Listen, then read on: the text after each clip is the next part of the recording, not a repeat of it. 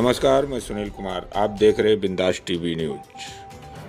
भिवंडी लोकसभा निर्दलीय उम्मीदवार नीलेश सावरे ने नामांकन दाखिल करने के पश्चात आईजीएम हॉस्पिटल का किया दौरा। हॉस्पिटल में नहीं मिल पा रही मरीजों को औषधि।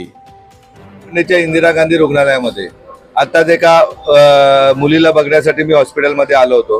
हॉस्पिटलमध्ये स्वच्छतेबाबत बघितलं, आपण पण बघितलं असेल।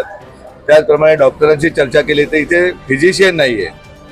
इथे फक्त एकच दिवस अपेंडिक्सचे ऑपरेशन होतात, हर्नियाचे ऑपरेशन होतात, बाकी कुठलंही ऑपरेशन होत नाहीये।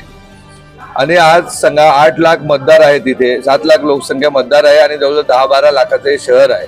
तालुका आणखीन 3-3.5 लाखाचा आहे। हे 15 लाख लोकांसाठी एक रुग्णालय नाही, मी किती मोठी शोकांतिका आहे। तिथे आता हे भाईसाहेब मुलीला घेऊन आले, एक्सरा काढला, ते मेडिसिन मिळत नाही तिच्या रिपोर्ट। आतमध्ये एक ताई भेटली का जिला डिलिव्हरीसाठी ठाण्याला जायचंय, ॲम्ब्युलन्स नाही। ही दुरावस्था आमची कधी सुधारणार आहे। नक्कीच भिवंडीकरांना मी आश्वासन देतो की ही जी वेळ आहे ही वेळ आपल्यावर येणार नाही। लवकरात 4 जून नंतर हे कार्यालयच इंदिरा गांधी हॉस्पिटल माझे असेल।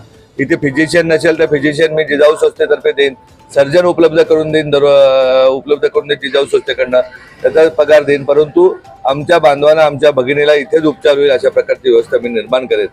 आज आता उद्या 2 किंवा 3 तारखेला फॉर्म भरायला महाराष्ट्रातील नेते मंडळी येतील।